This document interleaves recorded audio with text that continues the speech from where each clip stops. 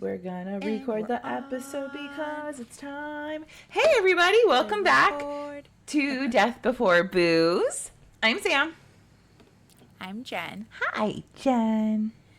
Hi, Sam. I missed you. I feel like I haven't talked to you in like a week and a half because I went I on vacation know. and now I'm like all burnt up and I have like all this like horrible tan. But here we go. We're back. Whoop, whoop. I'm in the Pacific Northwest this time. Oh, thank goodness. I thought we were going back to Ohio. Oh my goodness, there was one thing. What was it? Oh, I had a case in my head and I'm like, I can't wait to do this case. And Ken's like, oh, is that what you're covering next time? And I'm like, no, because it's over here. And he goes, oh, well, that can be your whoops, like Jen did. I mean, fair. Yeah. So, but no, I don't even remember what it was now. So It's we'll fair. figure that out later. But we are at part 2 of the Pacific Northwest. And I think this is like the end of our actual road trip. It is, isn't it sad? But like, We still have a train and a cruise. So we do. We have a train and a cruise. And if you go on Patreon, technically we went across the pond for our Patreon episode. So it was a big traveling summer. What a fun time.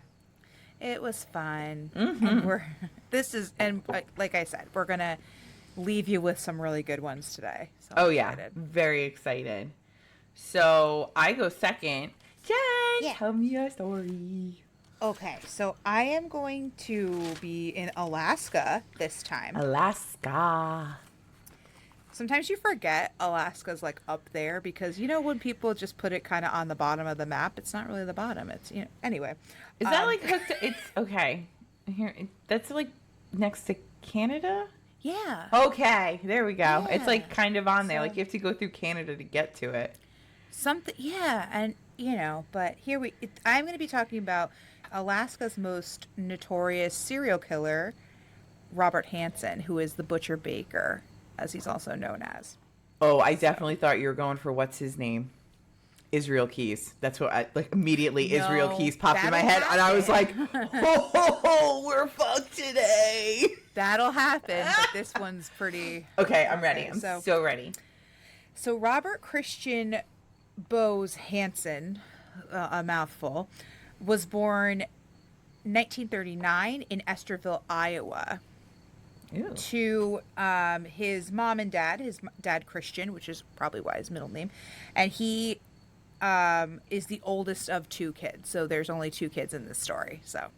Oh, look at you go. Don't worry, I'll cover you with the kids. It's fine. I got you, boo. His dad immigrated, owned a bakery, so Robert usually was working there. And Robert was left-handed, but his father forced him to use his right hand.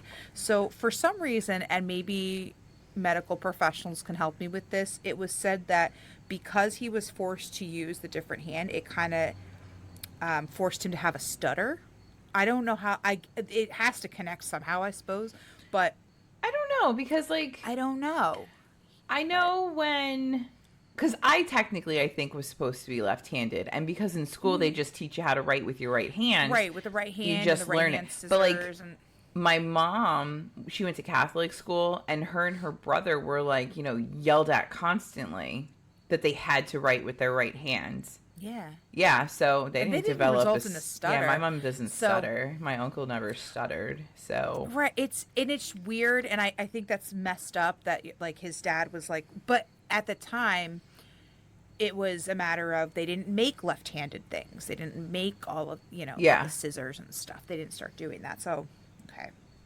So the family moved to Richmond, California in 1942. Then they went back to Pocahontas County, Iowa in 1949. I didn't even know there was a Pocahontas County. That's cool. I thought that was like Virginia. I like that. Get it, Pokey? She was always my favorite Disney princess. Always. I loved Pocahontas. I mean, I love that movie even though it's really wrong. Like it's so bad. It's so incorrect. So Robert was shy. He had a stutter. He suffered from severe acne that eventually left him with some scars. So he's not really, Get it? fine. All went through People puberty. described him, people described him as a loner. His father was a little bit domineering. Robert went into the army for a year. He also got very good at hunting and archery. So it's just some basic skills. Fine, whatever. Okay. So, December 1960, Robert was arrested because he and a fellow co-worker at the bakery burnt down Pocahontas County School Bus's garage. I'm going to Why burn would down you the do building with Just my wanna watch it stapler. Somebody gave me fire! I love that. Oh my god, out of me and you, you're the cute girl in the front going, look at my little sparkler. I'm so excited. I'm like, ah, fire! Somebody gave me this. I love that so much. It's like my favorite meme. It's so good. Okay, wait, why did we burn down the building? Did they take his stapler? Like, what happened? No, but it's kind of... he was unpopular in school. Okay. So he was like, I just want to watch things burn. So he did. That's great. Was he part of the fire department? And when he burned things down, he would run up and be like, I'm going to save you. No. He was sentenced to 3 years, but he only served 20 months. This is going to be a reoccurring theme. Hold on. I'm so shocked by that. Is he white? White man getting off? Yeah. No. I cannot believe it. Let me hold my shock. So, while he was incarcerated, he was diagnosed with manic depression with periodic schizophrenic episodes. So he was medicated and stuff. So it's a little, In 1967, he and his second wife, because he had a wife, didn't really work much out because he went to jail. She was like, peace. He and his second wife and his 2 kids moved to Anchorage, Alaska, which is where the rest of the story takes place. Oh, this is starting to sound familiar. Keep going. I'm very excited. He was well liked, and he did set a lot of hunting records in Anchorage because, it's a big, wide open wilderness. Everything's wonderful. Do you know where this is going? No, I really thought when you said, and he set a lot of, I thought you were going to say a lot of fires. I'm like, oh my god, he's burning down the state of Alaska. Just casually. Yeah. Just with the matches. One for you, and you get a match, and you get a match. Matches for everybody. No. Okay, so we're setting with the burning stuff. We're setting hunting records. He was done with the burning at this point. So okay, much better. He did have a couple of run-ins with the law, because So in December 1971, he was arrested twice. Once for abducting and attempted rape on a housewife, and the second time for attempted rape of a sex worker. Ew. Ew. The rape charge against the sex worker was dropped. Rude. Don't even get me started on this. Yeah, but I mean, he was sentenced to 5 years for assault with a deadly weapon. But I know we're not going to be shocked. He only served 6 months. What? Oh no! I cannot believe it. 1976, he pled guilty to larceny because he was charged with stealing a chainsaw. Wait, did he steal it from somebody, or did he steal it from I think Home it was Depot? from I think it was not from a Home Depot because it's Alaska, so it's probably a mom and pop shop. But yeah. Yo, you can't even steal something without getting caught. Tell me you're stupid without telling me you're stupid. Yeah, obviously. So where are you gonna put it in your pocket? No, you carry it out with a ladder and act like you own the place. Anytime you walk into a place or out of a place with a ladder, people just believe that you belong there and that you're doing something professionally. Sure. I mean, come on. He obviously didn't listen to our podcast. I know. He didn't listen to Sam giving him advice on how to do things that would not get him caught. You know what? At this moment, I just want to say that all of this is for humor and comedy, and I'm not actually telling you to commit crimes. Yeah, I mean, there's the caveat. Here's my asterisk. Don't actually do the things I say. I'm just saying how stupid people are that they don't do these things. Yeah. Thank you. He once again was given time in jail. once again was reduced because we're surprised. Wow. So now we get to what was going on in the 70s in Alaska. 1975 and 1977, the pipeline, so the Trans-Alaskan Pipeline System, or TAPS, was constructed. It was oil transportation. So with that, there brought a lot of influx of criminals and a lot of sex workers and, you know, those type of things. So lots of crazy things were going on because everyone was focused on one thing, everything else just kind of whatever. So around this time, so around 1972 to 1983, many females between the age of 17 and 25 started going missing. And a lot of these women were sex workers or exotic dancers. No. What the fuck? Yeah. But we know how this goes, and this is the reason why, like, I'll get on my soapbox for like a split second and say, sometimes you don't choose to be a sex worker. Sometimes this is your only option, and they should be treated like individuals. I completely agree. Sex work is real work. I'm sorry. Even if you choose it for yourself. Yeah.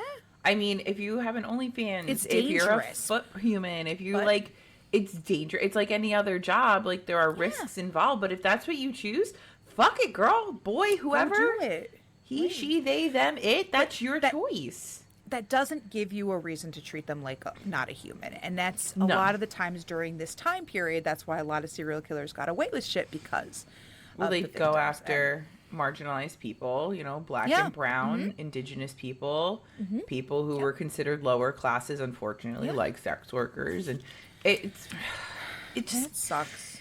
What is that? Grinds my gears. Is that what you're supposed to say? It grinds my gears. It grinds my gears. We could talk about that. I found her on Graveyard Chat. I was going to say, that's another Graveyard Chat. Hold on, let me write that one down. Graveyard Where we could be like, let's talk about how pissed off we are about this. I'm just going to spout off for an hour. So we're going to actually move forward to 1983, towards the end of that time, because we have a person. We have a lovely young lady who is a survivor. So Cindy Paulson was 17, was picked up by a Good Samaritan. She was a disaster. She was a mess. She was half naked. And the guy's like, whoa, whoa, whoa, what's going on? And she's like, okay, she escaped from someone who had raped her and was going to kill her. So the Good Samaritan dropped her at a hotel because he's like, I got to drop you at the police station. And she's like, no, drop me here. Okay. Well, he went to the police and reported the incident because she was so distraught. And clearly something was not right. She ran out of this place. Ran in front of him and was like, I need help. So he's like, and he did say there was a man chasing her when he picked her up. So there was somebody chasing her. She jumped in the car. So this is Cindy was questioned, and here's the story that she gave. So she gave that this person, we know who it is, so I'm just going to tell you, spoiler alert, it's Robert, okay? I don't like this guy. Picked her up, offered her $200 for oral sex. Ooh. Once she got in the car, he pulled out a gun, drove her to his house, raped and tortured her. What the fuck? Then he chained her to a post by her neck, like an animal. Chained her? Like we're talking like Breaking Bad type? Like in the... Sorry. I'm sorry. Yeah. Oh, go. After he took a nap, because of course, she kind of got a better look of the surroundings, but still couldn't move and couldn't go. He said he was going to take her to his cabin, and it's a shack near a Nick River area. I'm not, if you're from Alaska, I'm sorry, but it's very wildernessy. So the only way that you can really get to this particular place is by either bush plane or by boat. So he takes her out. While he's loading up the plane is when Cindy was like, I got to get the fuck out of here. So that's when she took the fuck off, and that's when she got rescued by this guy and told him the whole story. But she's a sex worker, so of course the cops were like, cool story, bro. Exactly. That's how my favorite was, because I watched the movie based on this. One of the cops said, is it really rape if it's a sex worker? And I'm like, bitch, I didn't get paid. And even if I did, what the fuck? That's like back in the day when they were like, you can't rape your wife. Yeah. What a horrible way to think. I paused the video and I went on a soapbox rant, and my husband proceeded I to say, go, poor Dave. "You're right." He's probably scared. He's got a pill in between the two. Yes, honey. I totally agree, honey. Please don't hit me, honey. It's that meme where it's the woman who's like going, and then the other person who's like, that's literally what happened. And I'm like, and he's like, "You're right." He's I like, never "No, said believe whatever. I believe you're absolutely right." Whenever I do that, Ken's like, "I never said you were wrong." He's like, Uh-huh. "I totally agree with you from the beginning. You didn't have to like, change I'm not my arguing mind. with you." I'm not arguing. I promise." And I'm like, I'm "It not just needs to be said, damn it." I just want it to be known, and they're like, we know We knew this. it already. We We knew. knew. Everybody knows. Oh my god! So she described his house. She said all of the animal head trophies, because of course it's Alaska. So when you go hunting, that's like their thing. Whatever. If I can't And pet he them, I don't also want said- them there. I agree. He also said his wife and his kids were away, which was the truth. They were away, so that's how he had his house and nobody was in there. The cops did catch up with Robert, who denied it. He said, "Yeah, I picked her up, but she was trying to extort more money from me. Like we agreed on a price, and then after the whole ordeal, she said she wanted more." So I took her home and held her captive, and I raped and tortured her, and then tried to Right. take her out into the Alaskan bushland. Yeah, that story tracks, bro. Totally. Well, because Robert is very meek demeanored, he has a business, he has a family, he owns a house, the cops were like, "All right, fine." Now, they didn't look into his criminal history yet. Because if you do, you're going to see a whole lot of shit. Like him. Also, two of his friends offered an alibi for him. So that's so weird that they just came forward and they're like, "Oh, no. Robert's not that type of guy. He was with, he was at the shop. He was with us."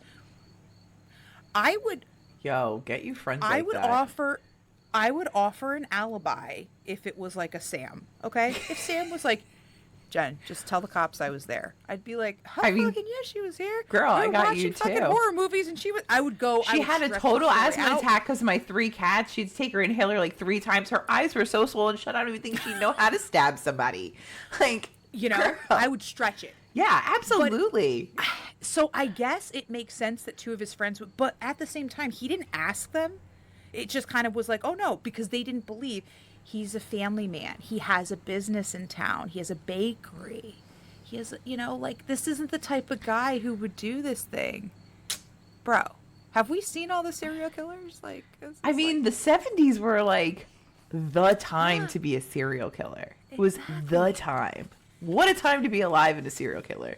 Richard Ramirez, Herb Right? Baumeister, that other photographer guy from we'll there. get them. Oh my God. Israel Keys, wasn't he in like the 80s, 70s, and 80s? Like all these fucking people. We'll get them. Oh, This I is so- can't. The Green River Killer. So- just keep going. As they kind of interviewed him and all that, they were like, all right, they didn't at the time look into his criminal history. So anyway, right around that time, bodies were being discovered in the Anchorage, Seaward, Mantasca. Nailed it. It's just the valley area. So like that area of like you have to get there by plane or boat. It's very, so bodies are being discovered. But bodies that are not recent, like years have gone by type of thing. So Detective Glenn Froth had contacted the FBI special agent John Douglas, who is the famous behavioral profiler. Was that the Mind said- Hunter guy or Mind whatever guy from Netflix? Okay. Yep. Yeah. He said, "Give us a profile on this guy because we think it's a serial killer." So he said he's probably an experienced hunter, Cute. probably has low self-esteem, Check. has a history of being rejected by women, feels compelled to keep souvenirs, and he suggested he may have a stutter. Well, Robert checks all those fucking boxes. How do they know? How do they know? Right. Like, okay, the hunter, it probably has a stutter. Like, how do they know? How do you know? How do you know? It's so interesting. Like, it's how does so your... fucking interesting. That's why I wish Netflix would pick up Mindhunter again, because it was so compelling to watch that and be like, oh my God. What was that show? It was Criminal Minds, right? Where the guy was like the doctor and he's like, I'm doctor, but he was like kind of mousy looking.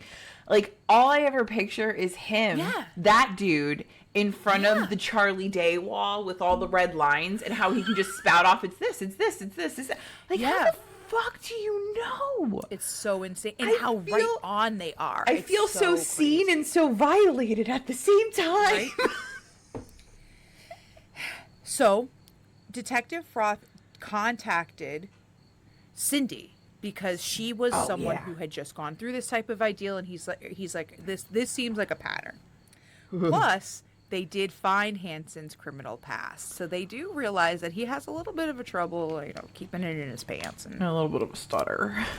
Yeah. October 1983, police secured a warrant for his vehicle, his plane, and his home. Mm-hmm. And of course, they brought him in for questioning to see if, yes, they already questioned him on Cindy, whatever, but is he connected to these other girls? So during the search, they found jewelry belonging to some of the missing women.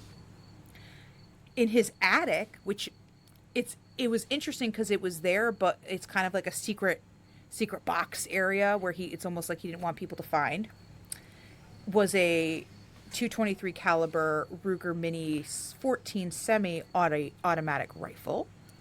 That sounds like a lot of things that shells. A regular, normal, everyday human / hunter would not need. It's like a hunting. It is a hunting type of rifle. But like, yeah, these shells were found at the burial sites. They connected with some of the wounds and all that. Okay. I hate it. And this is the creepiest fucking part. Okay. There, behind his headboard, in his bedroom, where he and his wife stay. Ew. He had a map. A map? Where 24 X's were found, and the X's matched some of the places where the women were found. It's so fucking... Tell me you're dumb without telling me you're dumb. Here, Mr. Prosecutor, here is your entire case in one little box. I wrapped it all nice. Pretty bow. The craziest thing is, though, he kept denying it and saying, like, I don't know what you're talking about with a map. I just have this map because this is a hunting area. And then, after he realized, okay, they have everything, he started to justify his actions, going back to, well, some of them were trying to extort more money, and he tried to kind of. So they have to die? So they have to die? Like, okay, all right.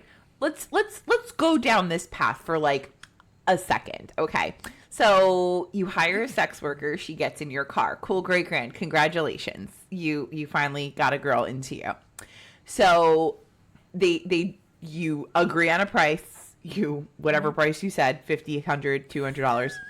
Whatever. And whatever the number is. And then, they blow you, they do whatever, and then they're like, well, I deserve a $50 tip. So instead of saying, fuck you, here's your money, get out of my car, because you're a big, strong, hunting man, you kill them? You kill them. Like guys, the punishment does not fit the crime. What about like an argument, an altercation? Calling the police. I mean, I know you just did something illegal, but at the same time, like, hello. I feel like that's the biggest thing too, is that people are like, oh, well, I panicked because of blah, blah, blah, because we had an argument. Call the police immediately, even if you have this argument, because burying a body in your backyard or doing whatever, it doesn't make you look good. Especially when you make a map and put the X's of where you buried all the bodies and leave it behind your headboard. Not your smartest moment. But 24 X's. Okay, so that's what was really like, oh, okay. Oh, so oops. He was interrogated for 12 hours. That's it. And he did eventually confess, and he gave clear explanations of the crime. So here's how he worked. He took his victims. All of them were either exotic dancers or sex workers. He brought them back to his house, did whatever. He brought them to the wilderness where you have to go by plane, so he would take them, whatever. He would rape and torture them and then release them. This is a place where you could go for miles and there's no humanity. There's nobody. There's nothing. So these women, after being tortured, were just let go and would run, because your whole thing is, okay, he's letting me go, I'm going to run. The problem is there's nowhere to go. So if we've read the short story, The Most Dangerous Game, this is exactly it. This is exactly it. So he'd hunt them. Yeah, I don't like it. I remember this. It's disgusting. Hansen confessed to killing 17 women and raping another 30 over the 12-year period. But there were 24 exes. Uh-huh. Yeah. So he was arrested for assault and kidnapping. They did ballistics matching, and it did match the bullets in his rifle. Ew. He entered a plea, and he agreed to plead guilty to 4 of the murders and provided information for other murders. So where the other women might have been buried. Isn't that nice of him? I know, right? Thanks a lot. Thank you for your service. So he helped lead investigators to 17 of the grave sites that were X'd on the maps. The remains of 12 of a probable, police were saying 21 to 37 victims were exhumed and returned back to the families. Only 12, okay? So then they already had the other people. Hansen refused to tell them about the other X's, so he only helped with 17. Meanwhile... Is there like a limit, like for serial killers? Like, oh, if you hit 18, then you're like an even worse serial killer. So let's keep it at 17. Like larceny, like when you steal shit, like, if it's under $5,000, it's only this. But if you hit $5,100, you're in a whole different bracket. Like, does that like a thing? I don't know. What does it matter because, at that like, point? Yeah, exactly. A serial killer is more than 3 people. So it could just be 3, and you could still, I don't get that one, but you know what? I'm not a serial killer, so. One of his earliest victims, now she was found 1980, has never been identified. Oh no! Despite they did facial reconstruction, they called her Ecluta Annie, so instead of like a Jane Doe. And I have pictures of all of the victims, and she kind of looks like one that's a little bit more alien-like because they did facial reconstruction during the time. Oh. But she's never been identified. She still has never been identified. So poor baby. I don't like that. He admitted finding his victims was a thrill. He wanted to be in control, and once he received a little bit of resistance, he hunted them to regain control. It's like a cat and mouse. The Most Dangerous Game. I hate it. It's a great story. Yeah, it is, but not here. Great inspiration for something real. Yeah. Mm-hmm. Hansen was sentenced to 461 years without parole. Cool. Okay. In 2006, he rejected a request to be interviewed. Now, we know serial killers who were like, yeah, interview me. I want to sell my paintings, Ed Gein. all this stuff. Yep. Yeah, I wanna sell stuff. Please talk to me so that I can, be relevant. He said no because he didn't want to hurt his family anymore. So now you have a conscience. Now you give a fuck. That's kind of what I was thinking. So Woosah. He died in 2014 due to health conditions. Oh no. Fucking who cares? Oh no. Now, I am so sad. I watched the movie, which is called The Frozen Ground. It was based on his crimes. It stars Nick Cage and John Cusack and Vanessa Hudgens. It's Vanessa Hudgens? very much like High School Musical? Yeah. Oh shit. She's the survivor. So wow. It was a really good. Is Nicolas Cage the bad guy, or is John Cusack the bad guy? John He's Cusack's the bad guy? Dude, John Cusack as a bad guy. I used to have the biggest crush on him back in the day. But see, his demeanor and Yeah. everything, like if you look at him and you look at this particular guy, you're like, oh, they fit. And I they have did to a watch nice this. job of showing it's great. Frozen ground. And at the end, I think it's on Paramount for I don't have that. I think that's where we watched it. Oh my God, I Because wanna we watch watched it. it for free. Yeah, love that. At the end, they listed all of his victims and whether they were found, whether they were identified, whether they're still missing type of thing. It was really well done. I don't think that Robert was one of those serial killers who wanted to have the spotlight and whatever. I think it was just him having the thrill of hunting. So, but this goes to show you that any person who has a good business, has a family, has a house, Is a pillar of the community. I mean, they could absolutely be a monster. They probably and suck that's- at everything. It's the quiet ones that you have to watch out for. And I think that there was one interview I saw in particular that one of the neighbors of him was like shaking and crying, and he's like, I had this guy for dinner at my house. We were Oh no. friends. And then like this comes out and he's like, I just maybe I could have done something. And I'm like, bro, you couldn't have done anything. What- but like that's fucking What were scary. you gonna do? Ugh. Hey, don't hunt people like they're fucking animals. So I mean, that's a lot to ask if you really think about it, because people aren't. it should be kind of it should be kind of common sense, and you shouldn't have to ask somebody, but Oh, see, this is. Let me tell you what your problem is. You're applying logic to an illogical situation. It's an expectation that you place upon yourself that you're now placing Right. upon others who don't give a fuck about your expectations. So, No, you're right, Jen, you're you're right, crazy. you're right. How you're right. dare you try and set standards for humanity so we can all be the same and be kind and love each other? How dare you? Yeah. Yeah. It's asking too much. There you go. If you keep your expectations low, you are never disappointed. Yes, you could be. You're right. You're right. You're right. So Oh, wow. He is fucked. there he is. Uh-huh. That Yeah, was fuck him. fucked. Oh, yeah, fuck him. I don't like him. I hate him. Okay. Your turn. Well, mine is not that horrible. I mean, he's not great, or they aren't great, but okay. So my case story, whatever we call it, it takes place in Seattle, Washington. Oop, oop. Ooh, ooh, Seattle, Washington.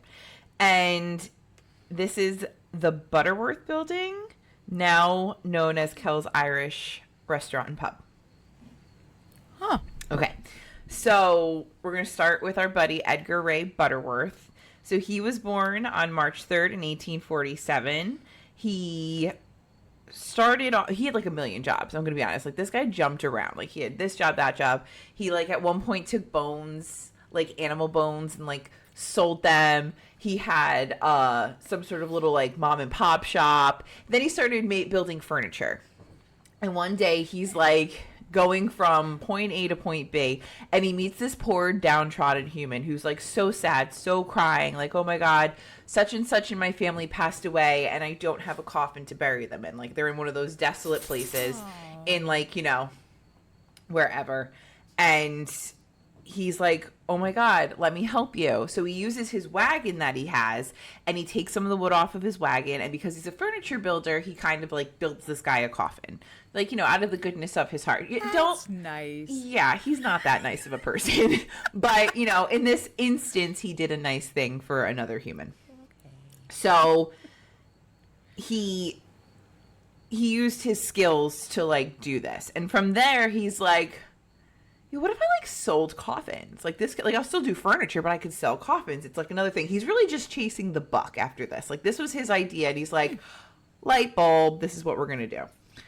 So in 1881, Butterworth and his family moved from Massachusetts to Washington State, where he and his 5 sons There's your kids. There it is. There they are. There We it found is. them.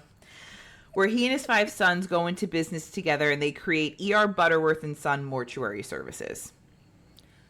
So we went from coffins to the whole 9. Yeah, I mean, it's a job you have to do. Like, it's Everybody needs a job, and this is a very important job, especially in, the 1880s, early 1900s. Like, we're going to get into it. So the family builds this large building. It's still standing, and it currently is at 1921 First Ave in Seattle, Washington. They named it the Butterworth Building after, E.R. Butterworth. And the mortuary moved into this location in 1903. They actually moved to larger quarters in 1923, but that's neither here nor there at this point. So on the First Ave side, the building has 3 stories, but on the back of the building, which is on Post Alley, has 5. So like picture like a split level house kind of. Okay. That's what this is. So like the front is kind of smaller than the back. Really weird, but who am I? The building is listed on the National Register of Historic Places. The building was the city's first purpose-built mortuary building. In 2009, Janine Yandel described it as the city's first place for comprehensive death-related services from corpse retrieval to coffin sales. So they did everything. This is also the first building to have an elevator on the West Coast. Obviously, it was used to transport the bodies, so... Like, who wants to carry that up 5 flights of stairs? It's pretty heavy. That's dead weight. I see what you did there, dead weight. Butterworth owned the first hearse north of the Columbia River. And... Oh, that's cool. Yeah, no, fun facts. Here are your fun facts for These are fun facts. For the West, the Pacific Northwest. The first hearse north of the Columbia River. They were pioneers of their time for mortuary services, borrowing from European embalming practices and perfecting processes that we currently still use to this day. That's so, awesome. like, Uncle Elmer dropped dead. They would embalm and do their thing, and they'd be like, holy shit, he still looks alive. Like, look at him. He looks great. Like, he looks better than he did when his heart was beating. Like, shit like that. Like, they were big. It is also believed that between Butterworth and his sons, they coined the professional terms mortuary and mortician. Like, that is the reason we have those words now. Those terms. So, basically, like I said before, they came up with the complete funeral process. You bring in the body, you get the coffin, you plan the wake, you plan the funeral, you get flowers, you hold the viewing, all the things. And they didn't do this to be like, oh, we're a one-stop shop, let me help you. It was because they wanted all the money. If we keep it in-house, we get our cut. Like... That makes sense. Yeah, like, this was not a human who was like, oh, let me do this to make it easier for the bereft. No, he's like, bitch, I want my cut. So I'll tell you what florist to go to. I'll tell you what priest or what chaplain to get. Like, shit like that. Unfortunately, not all of the corpses handled by Butterworth and his family had died, let's call it peacefully. So... The Yukon Gold Rush began in 1897, and there was a major mine nearby, and many miners, there's accidents, there's a whoops, there's a murder for gold, there are people fighting over spots, there was issues with sex work, prostitution, violent crimes, because of this gold rush, a rougher crowd came in and just shit was popping off. Not to mention... Let's throw in tuberculosis, diphtheria, and the Spanish flu pandemic. And now let me put the Spanish flu into perspective. So in from September of 1819 through February of 1919, over 1,400 people died just from Spanish flu. Let's not count the mining. Let's not count the gang violence. Let's not count tuberculosis, diphtheria. We're just talking about Spanish flu. That's crazy. Okay. This left the city with an excess death rate of 114 per every 100,000 people in the city. So basically bodies are just laying in the streets. People are just dropping dead. And that's just Spanish influenza, not the other shit that's also knocking people out. So there are just bodies everywhere. So allegedly, yes, that's pretty much, okay, so let's go with that. The government's like, dude, we don't know what to do with all these bodies. We can't keep up with them. Let's come up with a program where we will pay undertakers $50 per body if they get the body off the street and take care of it. They put it away. Body. $50 per body. And now $50 at that time, in 1897, $50 now was $1894, $1,894.82. Bro, I'm taking every dead body I could take and throwing it in the wagon. Hell yes, let's fucking sorry. go. I mean, some people at that time didn't even make $50 a year, let alone just to take a body from the street and dig a hole and put it in the ground. Like, this was a huge deal. So this time is actually considered an undertaker's race. So people were, collecting the bodies, doing whatever. Well, Butterworth and Son kind of got involved, but they didn't want to get their hands dirty. So what they would do is, because they were considered undertakers and they could take care of the bodies and they had all the licensing and everything that they needed, they would tell people, bring me your dead. I'll split the $50. So they'd cut it in half. And think about it, 20, 30 people a day bringing in one body. You might not get the full 50, but that's $25 a pop. Yeah. And you didn't do anything but open your back door. So this guy, they became so, fucking bougie. They were the elites. And everybody's like, dude, people are like, the death business is, a thing. Let's, go, good job, guys. And it is also thought that, some of these bodies obviously were not being brought in because they were dead. They were being dead to be brought in. You know what I'm saying? You see what I did there? It is that scene where I'm not dead yet. Yeah, he is. He's dead. Dead, yeah. He's fine. He's dead. Take him. Totally dead. Knock him on the head. That was definitely happening at this time. And it's also thought that some of the people who were supposed to be in the coffins, actual people who, their families were like, let's have our services, let's do this. It's also alleged that some of those coffins may have been buried empty because they wanted to claim the $50. Oh. So they were this was a racket. They were just making money hand over fist. Wow. Craziness. Wow. Mm-hmm. Wow. You know what? Good business people. What a time to be alive. And this is why I say, he's not a bad person. He's just money hungry and driven. Yeah. He's it's just not the kindness of his heart. It's more like, hey, listen, bring us some bodies. We'll give you some money. If I can make a buck on this, I'm totally for it. He was a businessman through and through. But you know what? That's and everybody has a prerogative in this economy. Oh my God.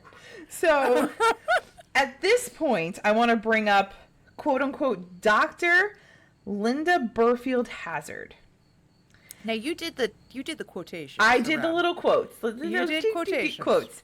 So I'm a little scared. I'm using the word doctor quite loosely for multiple reasons. One, I'm not 100% sure in the 1800s, early 1900s, women were actually allowed to be doctors. And I don't mean that in a mean way. I mean that in a historical way.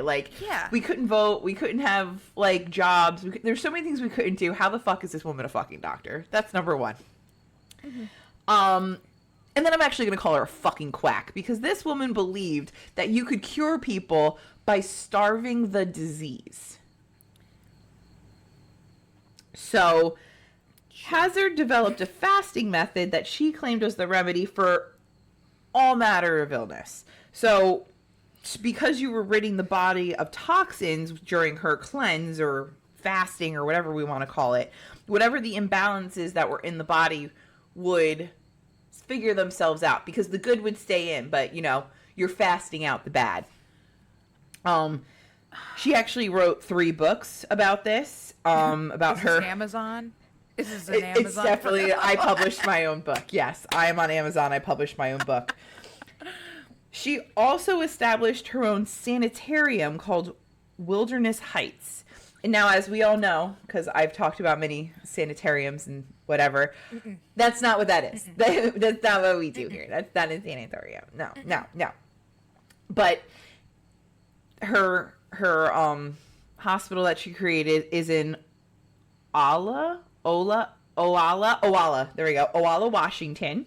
And it's about an hour away from Seattle. Like, you have to kind of go around, like, the body of water, whatever that is there, to get to it. So, like, I'm sure they just threw the bodies on a boat and, like, sent them over. But, so, patients fasted for days, weeks, sometimes months. They had a very restrictive diet, obviously, consisting of small amounts of tomato or asparagus juice.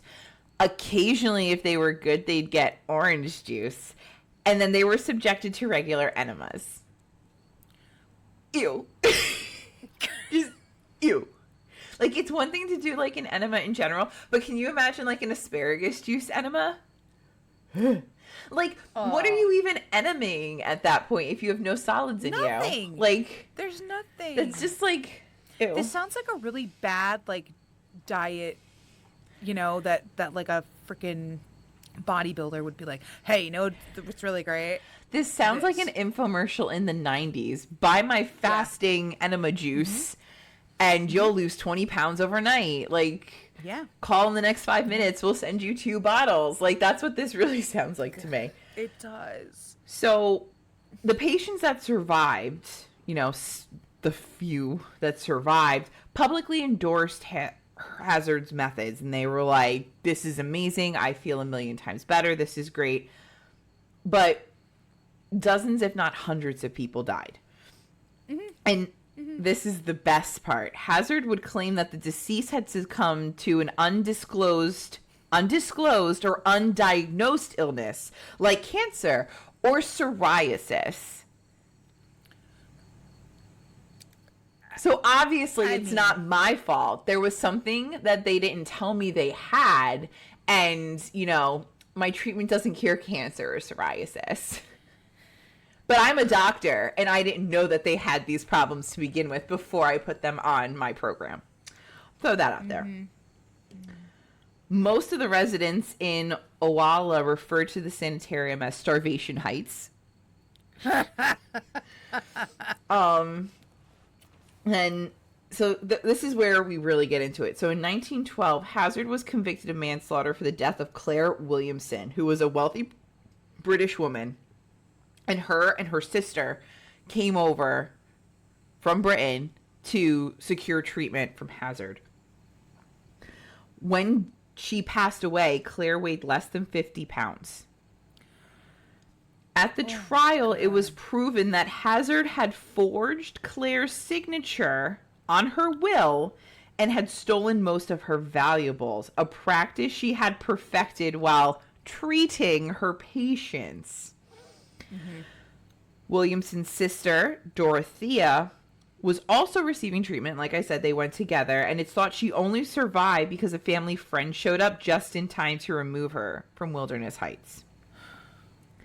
It's actually rumored that one of, or maybe both sisters, smuggled a telegram to alert their governess, Margaret Conway, who at that point lived in Australia. Like I said, they came over for this treatment. They were like, no, we're going to go see this woman. She's going to make us feel better. I don't actually know what their ailment was, but they were like, yeah. So one of them, like, snuck out and got a telegram to this woman. And unfortunately, by the time help arrived, Claire had already passed away. So Dorothea, at the time when Claire had passed and someone came to rescue them, she was too weak. She couldn't leave on her own. She weighed less than 60 pounds. So she was, like, right around the, like, on death's door, like, fucking sickle in hand, the Grim Reaper's ready, like, let's fucking go. And in the nick of time, somebody hit the buzzer. Thank God. Well, Claire, the deceased sister, her body was sent to Butterworth and Sons mortuary for embalming. Margaret, who had finally arrived for the viewing, was stunned to see the body presented because she knew that the body had only been 50 pounds when it was retrieved.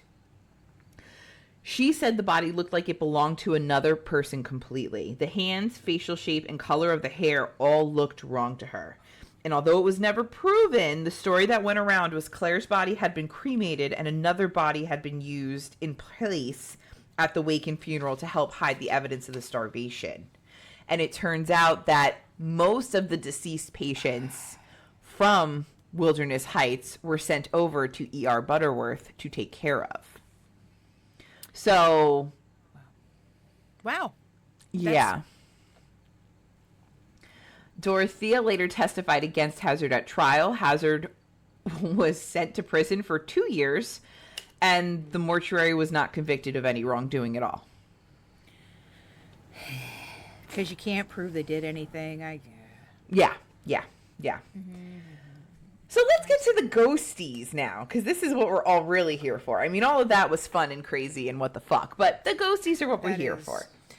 So currently, Kell's Irish Restaurant and Pub, which opened in 1983, is in the building, and I think they purchased like 2 or 3 of the floors. So they have the basement floor on Pike Street, and this, like where the bar is now, this is where the building's heating plant, stables, and storage space for the funeral wagons was. So there's a rumor that goes around that this is where they embalm the bodies. It's not. That was on a different floor.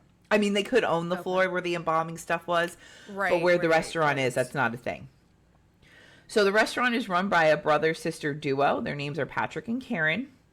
And since they've been in business for so long, we have to, like, we know they've done renovations. So one of the first renovations they did after purchasing the building, they lost their building permit because the ghosts were creating construction noises at night. So people started reporting the building and reporting Patrick and Karen for having construction at like 3, 4, 5 in the morning. And they're like, dude, there's no one on the premises.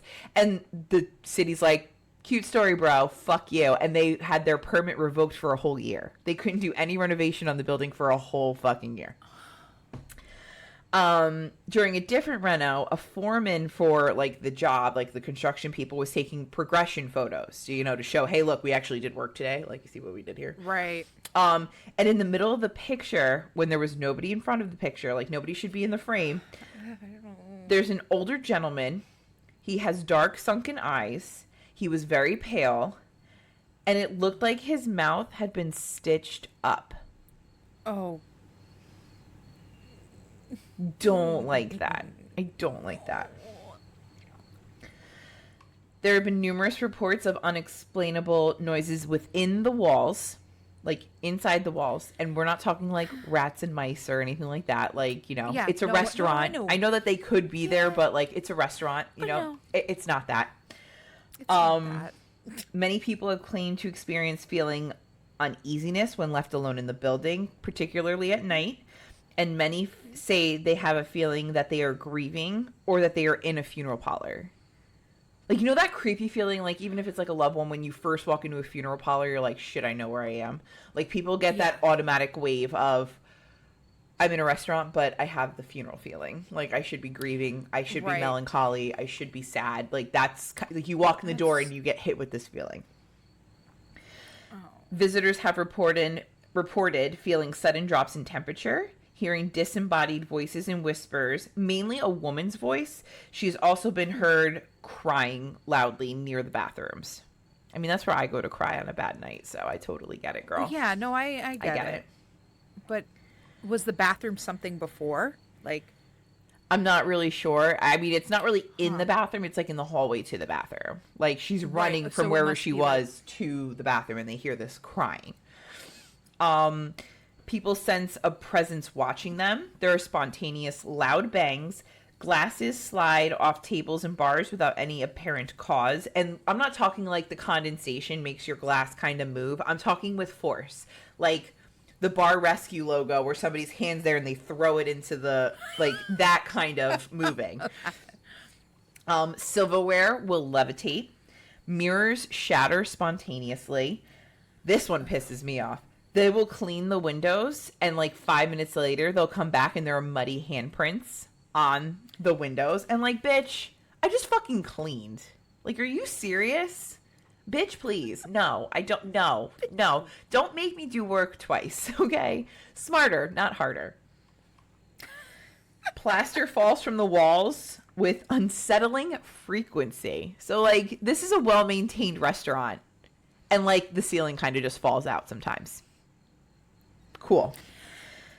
And all of this has been witnessed by employees and patrons alike. So it's not like all employees are like, yeah, in the off hours all this happens, but when people aren't here, but when people are here, everything's fine. Like, it's like everybody's dealing with this. The ghosts don't discriminate. They're like, no, everybody's seeing this shit. Oh, yeah, no. Okay. I'm here. Get used to it. One of the most frequent sightings reported at the pub is of a young girl. She's usually there during the day. She's commonly described as being dressed in a scarlet velvet dress with red hair in ringlets cascading over her shoulders. So figure long red hair, figure little Irish girl type look. It's believed she could be one of the, hundreds of children who died during the 1918 flu pandemic. She's often referred to as a prankster. She's very playful and, friendly. She tugs on adults' clothes to get their attention, and then they hear little footsteps scampering off and giggles. She loves when they play the Irish music in the pub during the day. She's like, oh, this is great. That's when most people see her. She's also drawn to other children. So during the day, yes, this is a pub, but during the day when it's just a restaurant, people can bring their kids. It's like a family restaurant. And she will make toys magically appear for the kids to play with or for them to play with, especially rag dolls. Like they just appear at the table and all of a sudden the kid's like, look at my rag doll. And the parents are like, the fuck? There's a set of stairs where a lot of kids say, oh, look at the little girl. And she's like, the adults don't see her, but the little kids see her. Right. And she's also known to move adults' drinks and food around during the day. So, she'll swap plates or she'll, move your drink over. She's not one of the ones who, throws it against a wall or, knocks it off the bar. But just a little. Yeah, just to tease you. Another frequent ghost you can encounter, his name is Charlie. He's an older gentleman who's most often seen wearing a derby hat. And you don't see him dead on. You see him in a specific mirror. So they have a Guinness mirror behind the bar. And, he appears a lot when they have, live music and big parties. So, if you look in the Guinness mirror, you'll see this older gentleman laughing, smiling, having a grand old time in an old brown derby hat. And then, if you go to look, what the fuck, someone wearing a derby hat? There's nobody in the crowd, but you go look back and he's gone. Split second. He's known as a very friendly and sociable spirit. He often makes his presence known during, like I said, live music performances. He's drawn to the good energy and joy of the living, and he always has a big smile on and is ready to have a good time. There have, however, been encounters with other spirits who can be described as not exactly welcoming. So at one point, a shaman entered the building, and he reported there being 19 fully formed ghosts within the building. On the property. There are 19 spirits here. Just 19, guys. 19. Got it. We're not 20. We're not at 15. We are at 19. 23, 19. That's where we're at. One of these not so welcoming incidents involves the mother of the current owners of Kell's pub. One night, she was walking in the upstairs. I guess they have the offices upstairs or whatever. So she was getting ready to come down the stairs and she fell. Thank God she didn't get hurt, but, it could have been disastrous. She went, right. This is a long staircase, and she tumbled all the way down. And there was nobody else in the building with her. She was closing up, and she, to this day, will say, I did not fall down the stairs. I was pushed down the stairs. I felt someone's hands rock me down the stairs. And again, no one was in the building with her when this happened. She had to crawl to a phone and call for help. But again, she was okay. There was no major injuries. She survived. She's okay. But she's like, no, bitch, I was pushed. This was not oops, I tripped on my shoelace. Another encounter that happened was to Karen, one of the owners. On All Saints Day in 2005, Karen says she saw something that she cannot explain walk through the kitchen. He was a tall man who looked like he was, had a suit jacket on, very tall, and he had extremely thin hands. His hands were, oddly thin. This was something that, really stood out to her. He walked from the kitchen out to the bar area, walked to the end of the bar, and vanished. Not like he disappeared as he was walking. He hit the edge of the bar and was just gone. And then just gone. So one time when they were opening the bar, a mirror had shattered overnight. And instead of when a mirror glass shatters, it's all over the place, there was a neat little pile like someone had already swept it up and it was in the middle of the floor, nowhere near where the mirror that shattered was. So someone deliberately swept this up, even though nobody was in the bar because it was closed. It was deliberately like swept up and put into a nice little pile. They have a whiskey. I don't even. There's a whiskey bar in one of the corners of the bar where, like, just specifically whiskey. And around the bar there are tons of candles, and these candles are said to not only extinguish themselves, but they ignite themselves as well. That is more freaky to me. I hate that. Like, and I'm into shit like that, and I'd be like, whoa, I need to leave now. Goodbye. I'm good. They once had a chef who was like, there's no paranormal here. Y'all are stupid. Like, he was like, fuck all of you with your ghost stories. Like, this is not a thing. Like, he was very outspoken about how ghosts weren't a thing. So one day he's in the kitchen alone. He got there early. He's getting ready to prep for, the day. And he says he saw a full body of someone walk right by him. Like, you see in your periph, like if you're cutting and like you see in your periph. Well, he looks up and there's no one in the kitchen. Like, no one walked by him. Like, by the time he looked up, he would have seen somebody walk out the door or into the fridge or what have you. And there's no one there. So he takes his chef's knife and just leaves the kitchen and sits at the bar and did not return into the kitchen until the rest of his crew came. He's like, nah, I'm not going back there again. I'm good. I'm not being alone back there. And he would, from that day on, he would not go in early to prep unless somebody was there with him. Was there? He was a believer after that, in case you didn't know. I mean, yeah. The main dining room was considered one of the most haunted places in the building. So back in the 80s and 90s, they had those big swinging kitchen doors, where you push on the door and they open and shut and they do the So in the dining room, the main dining room, they had one of those doors, and randomly, sporadically, the doors would fling open. Both of them would either fling in or out. And then there were also times where spontaneously one of the doors would just kind of push open a little bit, like somebody was trying to peek around them to see what was up, and then they would close again. I mean, now they've changed it. They don't have those doors anymore, so that's why I said it used to be, the dining room used to be one of the things. I'm sure it's still very haunted, but, there's no, real evidence of it anymore. Right. But people in the dining room who would notice this would ask for their check and just automatically leave. They'd be like...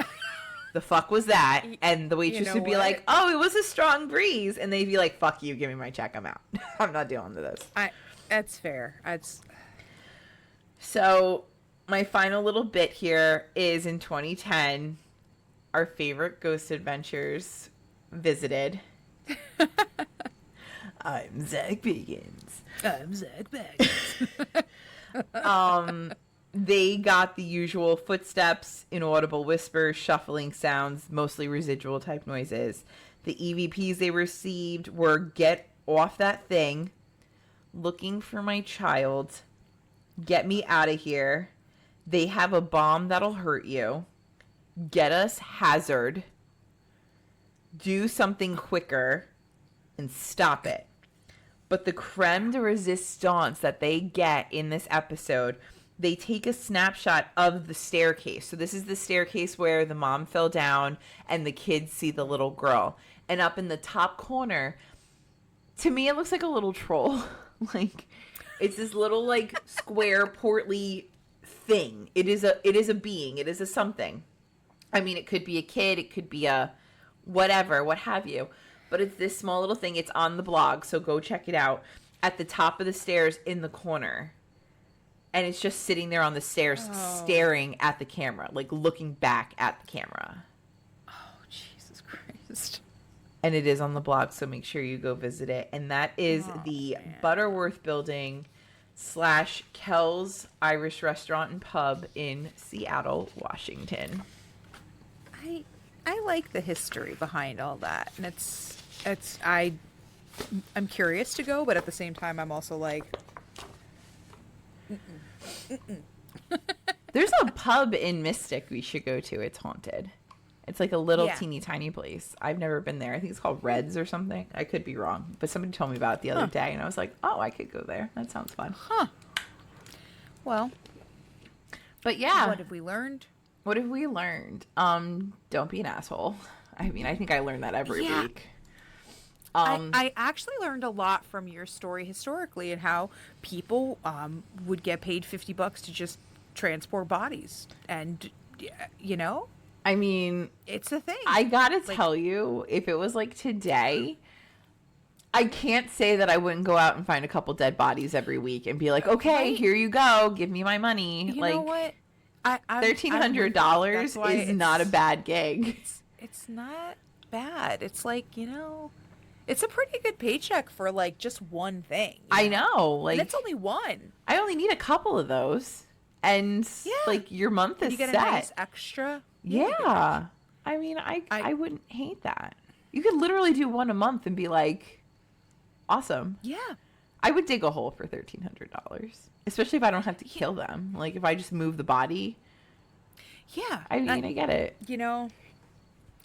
Yeah, there were a lot of like weird, quirky little fun facts in my story. And that's like what I really kind of liked about my story is that it wasn't nefarious. Like he wasn't the best guy, but he was kind of just chasing the American dollar. But yeah, and you get it because Yeah. you're like, yeah, he's a business guy and he's like, okay. Okay, Like, I'm gonna I make will some accept money. it. And the hazard chick, like that just blew my mind. Like I've heard of her, but like this is the time like I actually like looked into it, and I didn't even fully research. Like that was just one of her patients. Like woman's fucking crazy. That's the whenever immediately when you said sanitarium, it's like no, because immediately you go back to like the asylum for the insane and and it's like no, I know bad things happen there. Yeah, it's like the insane are running the asylum for that one.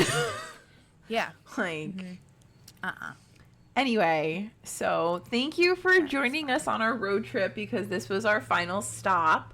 Our next episode is Jenn's birthday episode. Woohoo! And then we go to, I think it's trains and then boats, cruises. I could be wrong. We could have those mixed up. But we're doing some traveling again. yeah, so we're still traveling. We're still finishing up before we have to go back to school. Make sure that you are following us on all of our social media so that way you're always kept in the know and up to date with what's going on. Make sure to rate and review us on Spotify and iTunes. You know what? You can rate and review us on Facebook too. That also helps. That gets our Facebook page out there a little bit more. So if you have a second and you haven't done that, it would be really nice if you did. If you want to hear more content, because we crossed the pond and we did some mine's in Ireland. I think yours was in Scotland, right? Edinburgh? Scotland, yeah. So we're over there in Europe visiting a couple fun places. So go do that and hear all of our other content because we have months and months of content sitting over there if you haven't heard our voices enough in my Jersey accent. If you want some of our merch, you can always go to our website, deathbeforebooze.com, where you can click on our merch link and it'll bring you to all of our fun t-shirts and cups and everything else that we sell. That's also how you find Patreon. And yeah, I feel like I'm missing something, but YouTube, we're on YouTube. Make sure you go visit us on YouTube and then you like, review, leave a comment and click the bell so you know when our next episode comes out. And I think I finally covered everything. So I love you guys so much. Thanks for listening. Bye. Love you guys. Have fun. Stay spooky.